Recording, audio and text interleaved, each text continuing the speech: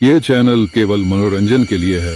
हम किसी भी तरह की अंधश्रद्धा को बढ़ावा नहीं देते। शुक्रवार का दिन था। दिन ढलने के बाद आकाश ने ठंडे पानी में स्नान किया और फिर साधना में इस्तेमाल होने वाली सामग्री को एक झोले में भरा और लाल रंग के अघोवस्त्र को पहनकर नंगे पांव ही शमशान भूमि की ओर निकल पड़ा। रात का अंधेरा, शमशान भूमि में सन्नाटा पसरा हुआ था। सिर्फ आसपास से उल्लुओं और सियारों के रोने की आवाज सुनाई पड़ रही थी। शमशान भूमि में नदी के किनारे पहुंचकर उसने एक लकड़ी के पटरे पर आसन लगाया और इत्र की शीशी निकालकर आसपास के वातावरण को सुगंधित इत्र से नहला दिया। साथ लाए चमेली के सुगंधित फूलों से उसने कुछ दूर तक सजावट की और अंत में अपने शरीर पर भी इत्र छिड़क कर वो पटरे पर बैठकर अप्सरा साधना के मंत्रों का उच्चारण करने लगा।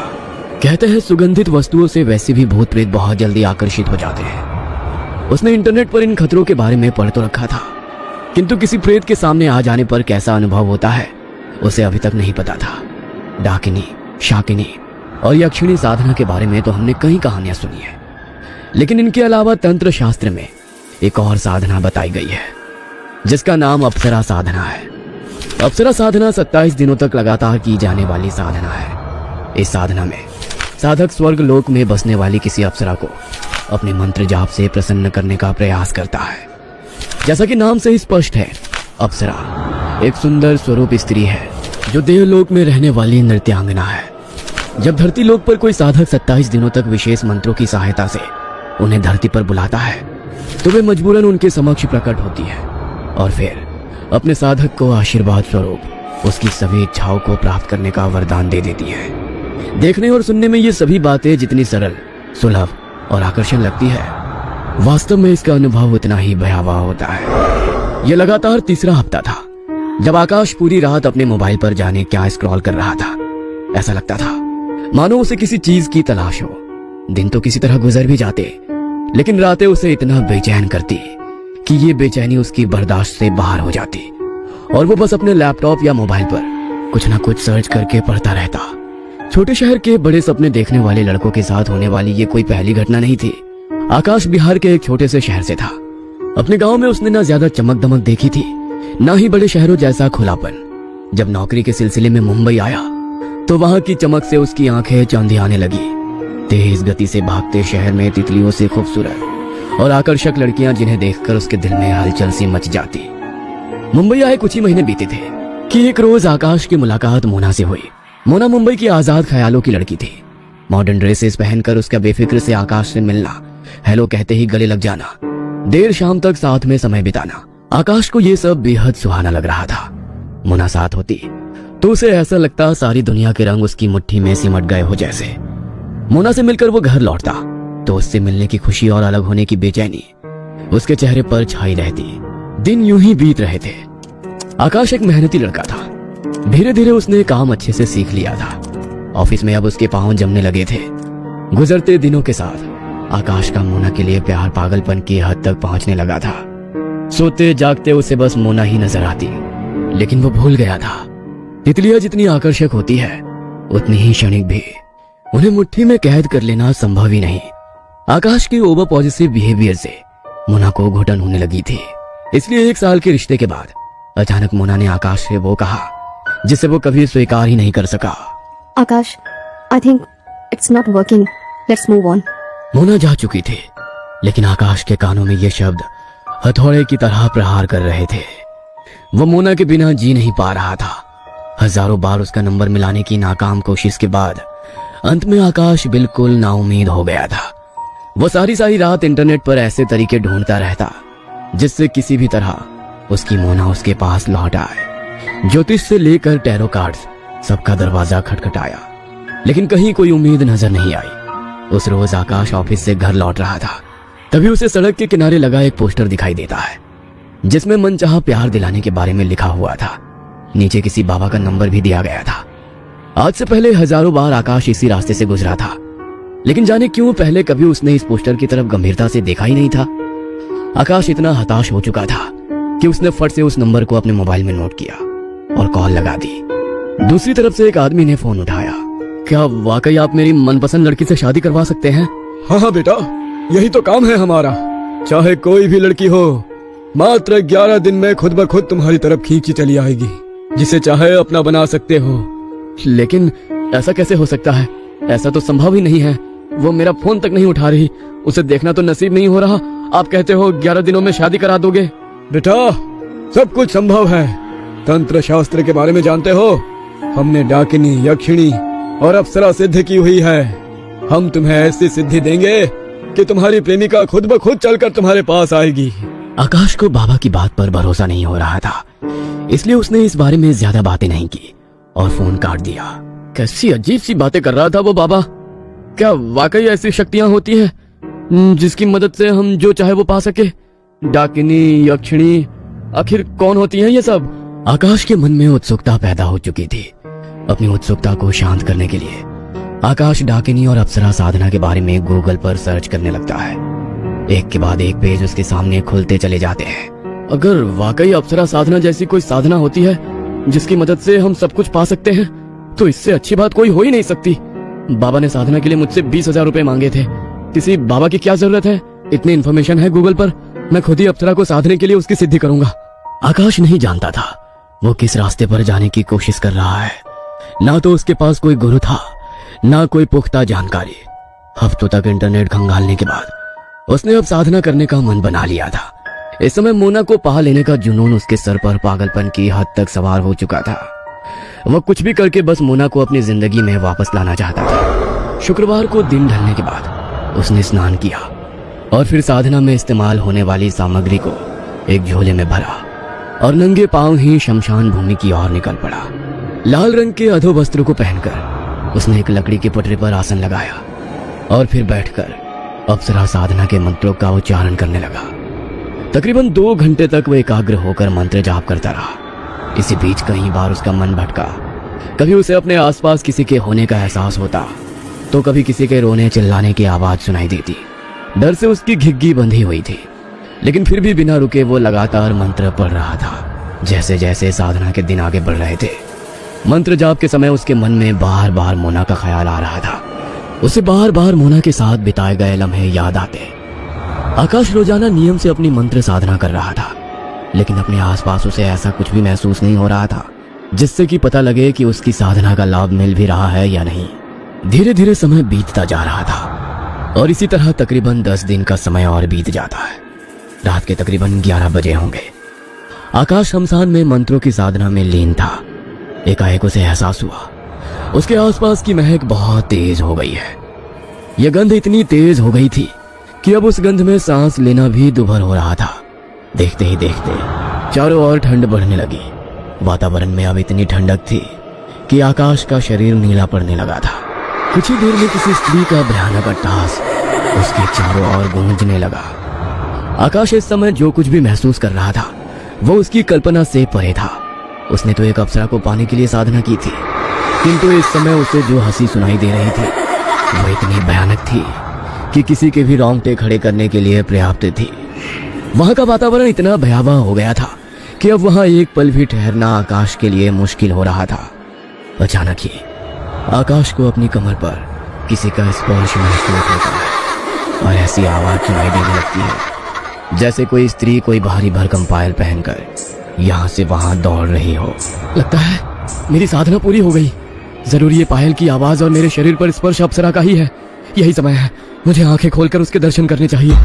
ऐसा सोचकर आकाश मंत्रों को बीच में ही छोड़कर अपनी आंखें खोल देता है और जैसे ही गर्दन घुमाकर देखता है उसे अपने सामने एक 8 फुट की भयानक चेहरे वाली स्त्री दिखाई पड़ती है, जिसे देखकर उसकी चीख निकल जाती है। आकाश के पूरे बदन से कपकपी छूट रही थी। एक 22 साल का नौजवान जिसने अभी अभी खुली आंखों से किसी मायावी शक्ति को देखा हो, उसकी मानसिक स्थिति का आप अंदाजा भी नहीं लगा सकते हैं। इस पल वो मानो अपने होश में ही नहीं था। उसके पैर मानो जम गए थे। अपनी जगह से हिल पाने का सहारा भी नहीं था उसके अंदर। तभी वहां का वातावरण एक बार फिर बदलता है। वो तेज सुगंध वहां से गायब हो जाती है। एक पल पहले तक दिखाई दे रही वो मायावी स्त्री भी आंखों से ओझल हो चुकी थी। शमशान भूमि में अब चारों तरफ धुआं ही धुआं नजर आ रहा था। इतना सब देखने के बाद अब आकाश के अंदर उस जगह एक पल भी रुकने की शक्ति नहीं बची थी। सामग्री को उसी अवस्था में छोड़कर वह दौड़कर अपने घर की ओर जाने लगता है और घर पहुंचकर अपना दरवाजा अंदर से बंद कर लेता है। उसका दिल अभी भी जोरों से धड़क रहा था। आकाश बहुत बुरी तरह डर गया था, लेकिन फिर भी कुछ देर बाद जब वो सामान्य हुआ तो उसने तय किया कि वो अपनी बची हुई साधना को अपने घर में रहकर ही पूरा करेगा। अगले दिन रात के 9 बजे एक बार फिर से वो साधना करने के लिए बैठ जाता है। अभी कुछ देर बीती होगी कि उसे अपना दरवाजा जोर जोर से पीटने की आवाज सुनाई देती है। कुछ देर तक आकाश उस आवाज को नजरअंदाज करने की कोशिश करता है, लेकिन दरवाजा पीटने की आवाज लगातार बढ़ती ही जा रही थी। तभी उसका मोबाइल बजता है। इस बार वो मोबाइल की आवाज को इग्नोर नहीं कर पाता और एक नजर मोबाइल की स्क्रीन की ओर देखता है। स्क्रीन पर मोना का नाम दिखाई दे रहा था। आकाश को अपनी आंखों पर यकीन नहीं हो रहा था।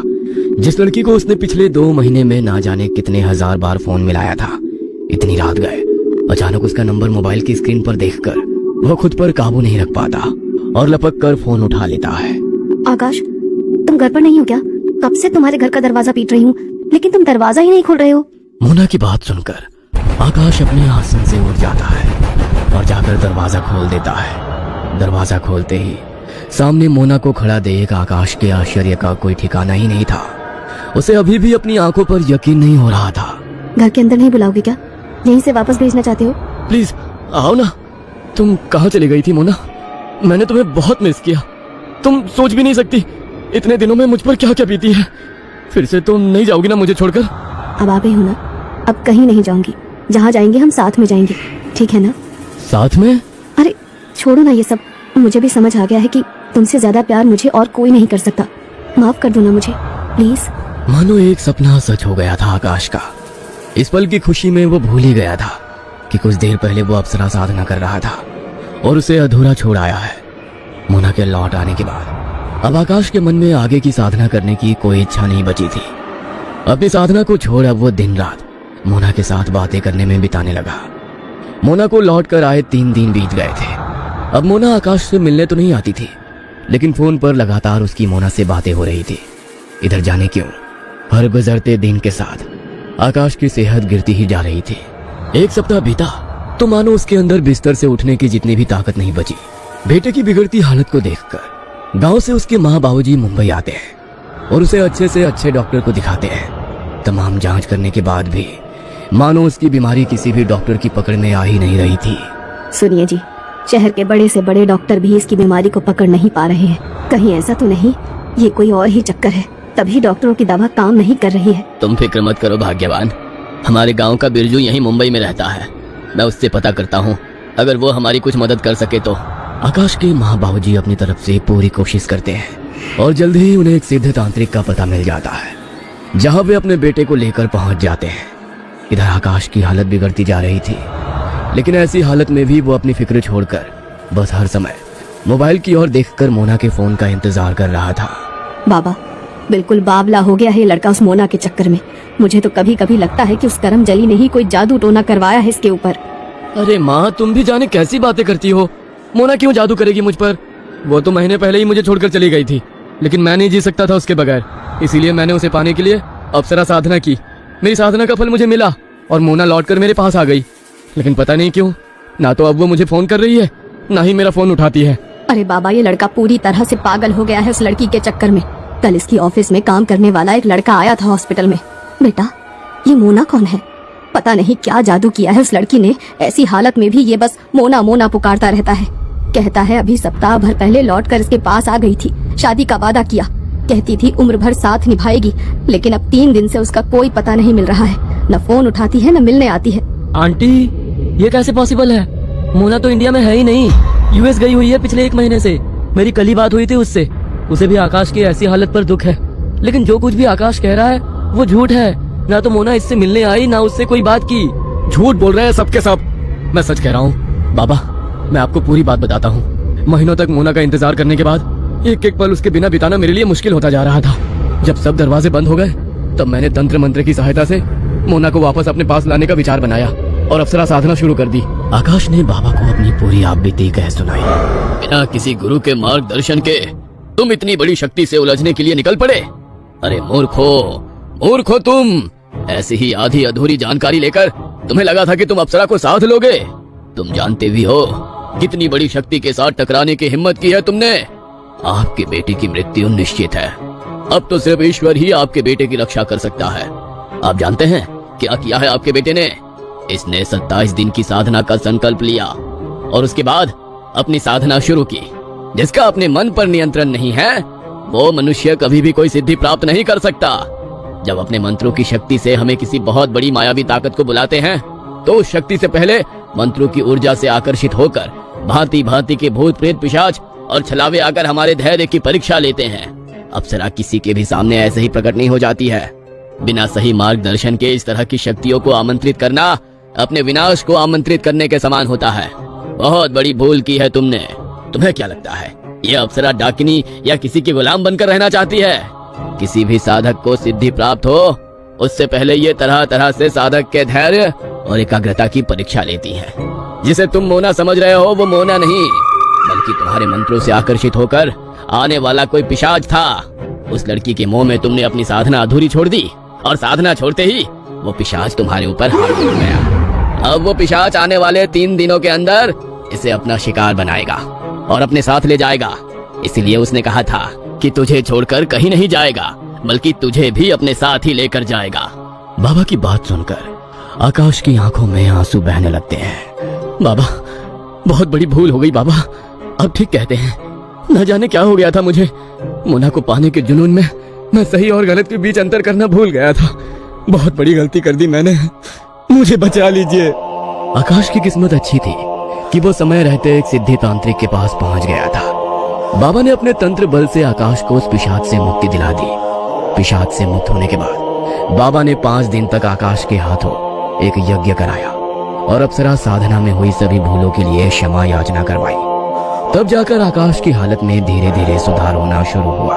आकाश की जान बच सकी ये भी एक चमत्कार ही था, क्योंकि आकाश को बाधा मुक्त करने के बाद अचानक बाबा दिखाई देने बंद हो गए। बाबा कहाँ गए, कब गए, ये राज भी कोई नहीं जानता था। आकाश को मानो एक नया जीवन मिल गया था। स्वस्थ होने के बाद आकाश ने अपना बचा जीवन धर्म और आध्यात्मिक सहारे गुजारने का प्रण लिया।